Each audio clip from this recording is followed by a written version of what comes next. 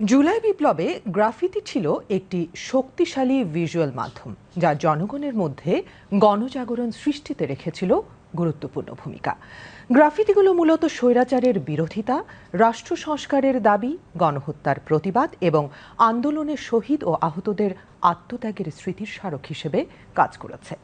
সাধারণ মানুষের মধ্যে সচেতনতা বাড়াতে এবং আন্দোলনে সক্রিয়ভাবে অংশগ্রহণে উৎসাহিত করতে সহায়তা করেছিল গ্রাফিটিগুলো।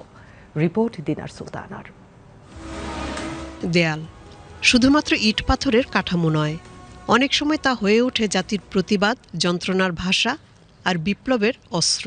জুলাই বিপ্লবের দিনগুলোতে ঠিক তেমনি নগরীর দেয়ালগুলো কথা বলতে শুরু করেছিল। রং, তুলির আঁচড় আর স্লোগানের ভাষায় তুলে ধরা হয়েছিল সাহসের প্রতিচ্ছবি। সে সময় যখন টিভি চুপ ছিল, সংবাদপত্র বাধার মুখে, তখন দেয়াল হয়ে উঠেছিল মানুষের কণ্ঠস্বর। জুলাই বিপ্লবে গ্রাফিতির ব্যবহার ছিল একটি সৃজনশীল ও প্রভাবশালী পদ্ধতি, যা জনগণের মধ্যে ব্যাপক সাড়া ফেলেছিল এবং একটি সফল গণজাগরণে সহায়ক হয়েছিল।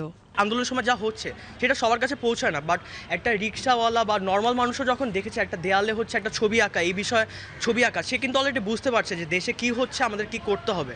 সেই হিসেবে কিন্তু এই গ্রাফিটিটা আসলে অনেক বড় ভূমিকা রেখেছে। একটা চিত্র দেখেই মানুষ অনেকটা আন্দাজ করে ফেলতে পারে যে কি হয়ে গেছে আমাদের দেশেরও সাথে, বা আমাদের জেনারেশন কতটা লড়াই করে এই স্বাধীনতাটা নিয়ে আসছে আবার নতুন করে। পুশ করছে অনেকটা, মানুষজনকে কানেক্ট করতে অনেকটা সাহায্য করছে। যখন দেখছে যে যারা গ্রাফিতি করতেছে তাদের যে কথাবার্তা, ওগুলো তো আমারই কথা, আমি তো এগুলো বলতে চাই।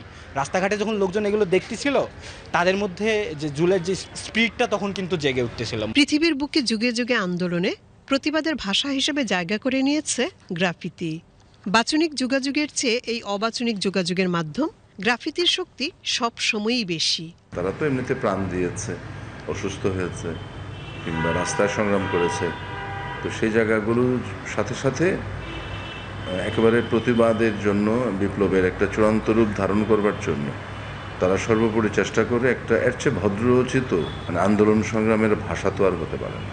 ছবি আঁকার সাথে সাথে কিন্তু তারা কিন্তু লিখেওছে অনেক কিছু, হাজার হাজার গ্রাফিতি হয়েছে।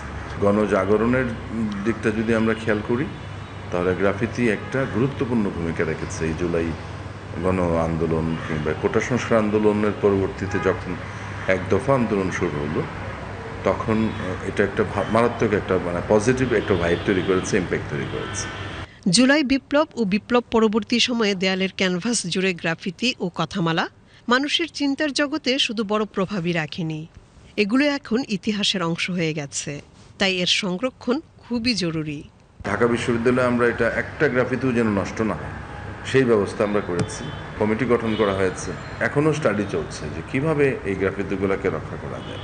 ওরা যেহেতু পেশাদার শিল্পী না, শুধুমাত্র মনের ভিতরের যে যন্ত্রণা, ক্ষোভ, দ্রোহ, প্রেম, ভালোবাসা, এই জিনিসগুলো বোঝাবার জন্য তারা যা মেটেরিয়ালস পেয়েছে, সহজলভ্য মেটেরিয়ালস পেয়েছে, সেটাই তারা ব্যবহার করেছে। তাদের যে একটা স্পিরিট, সেই স্পিরিটটাকে তারা ধারণ করেছে এবং এটাকে প্রকাশ করার চেষ্টা করেছে যে যেখানে দেয়াল পেয়েছে। এই গ্রাফিতিগুলো শুধু দেয়ালে আঁকা ছবি নয়, এগুলো এক একটি আন্দোলনের দলিল, যে দলিল কখনো ধুয়ে যায় না, মুছে যায় না, বরং প্রজন্মের পর প্রজন্মকে মনে করিয়ে দেয় স্বাধীনতা, গণতন্ত্র আর মর্যাদা একদিন দেয়ালেই লেখা হয়েছিল। দিনার সুলতানা, বিটিভি নিউজ।